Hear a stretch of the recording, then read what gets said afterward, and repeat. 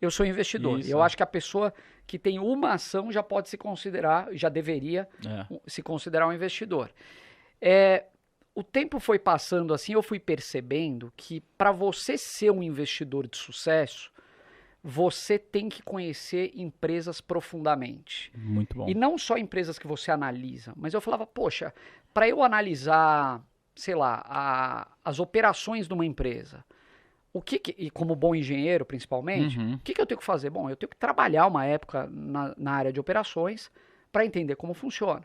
Trabalhar na área financeira de uma empresa para entender como funciona, em vendas e marketing, etc. Então, a minha carreira como executivo, eu fui moldando um pouco dessa forma, enxergando que no futuro, em algum momento, eu poderia fazer a transição plena para a Bolsa. Apesar de eu ter começado a investir com 17 anos, então, assim, foi algo que sempre me acompanhou e, num dado momento, essa transição foi feita. Como é que o Barsi apareceu na tua vida? Olha, o Barsi apareceu na minha vida de uma forma curiosa, assim. Primeiro, eu já ouvia falar dele, né? Por essa... Eu frequentava esse meio da bolsa indiretamente. Então, por exemplo, só para você ter uma ideia, o meu pai, às vezes, ele ia na corretora na hora do almoço e eu pegava e ia com ele. Então, ia no pregão. Eu fui no pregão algumas vezes. Viva Voz? Viva Voz. Nossa, que legal. Então, assim, eu sempre convivi um pouco nesse mundo, pouco de corretora, de bolsa e tal. E, a partir de um certo momento, eu comecei a ouvir falar do Barsi. Eu falei, putz, quem é esse senhorzinho aí que tem essa filosofia interessante de investimento? Eu ouvi falar dele, mas, assim, nunca dei bola. Até porque você sempre ouve falar dessas figuras de mercado.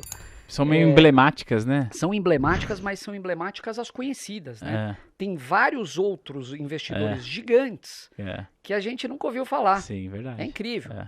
E quando você frequenta esse meio de corretora, frequentava, né? Hoje em dia não tem mais. Você via esses investidores na corretora, eles tinham uma salinha de operação. Então é um negócio que eu falava, pô, que interessante, o cara vive disso, né? Dá para viver, então. Se alguém vive disso, eu também posso viver disso. Então dá, exatamente. E aí, o tempo foi passando, e eu digo, muito tempo se passou, até que eu cheguei num momento da minha vida como investidor. Eu comecei a investir aos 17 anos com uma questão familiar. Meus avós faleceram num acidente e deixaram 2 terrenos numa cidade do interior. Aí, um dos terrenos o meu pai vendeu e comprou ações da Vale e deu para o meu irmão. E o outro, ele fez a mesma coisa e deu para mim. Vale 5 na época, preferencial classe A. Só que, por muitos anos, eu fui um investidor assim de acumular.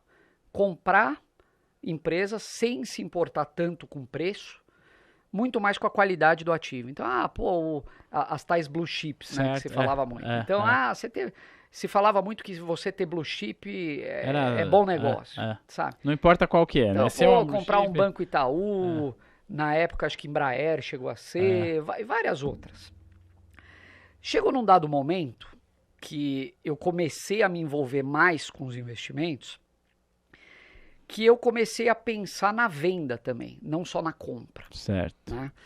E aí eu tinha um certo dilema, porque todo mundo falava a mesma coisa. Bom, mercado é simples, você compra na baixa, vende na alta, embolsa o lucro, depois o ciclo começa, você faz a mesma coisa de novo. Tá, na teoria a prática é outra. Na teoria.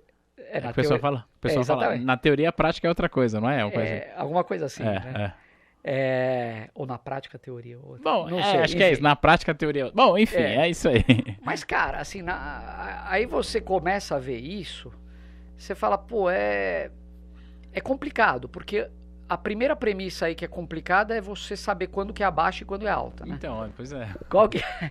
Eu tô comprando na baixa, tudo bem, mas tá longe do fundo do poço, vai cair mais, enfim. E aí uma coisa que começou a acontecer, aconteceu umas 2 ou 3 vezes, eu tinha uma ação comprada ali num preço muito interessante, própria Vale, por exemplo, aí ela sobe, eu vendo aquela ação, fico com o dinheiro na mão, e vou alocar esse recurso em outras ações, muitas vezes piores do que a própria Vale que eu vendi. Só que eu gostava de Vale. Eu falava, pô, eu não queria ter vendido essa ação.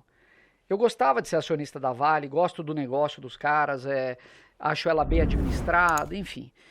Isso aconteceu umas 2 vezes, perdi posição em empresas que eu gostava e acabei alocando em outras que eu não gostava tanto e que se provaram muitas vezes um péssimo investimento.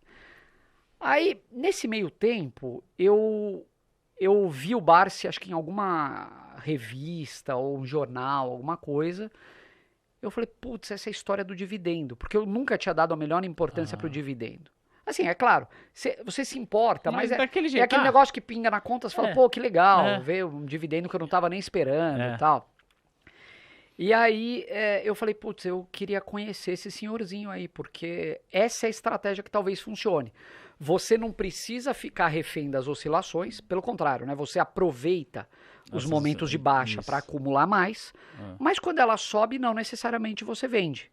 E ao mesmo tempo você tem um ingresso periódico ali de um fluxo de caixa que entra através dos dividendos. Pum, acendeu uma lâmpada na minha cabeça.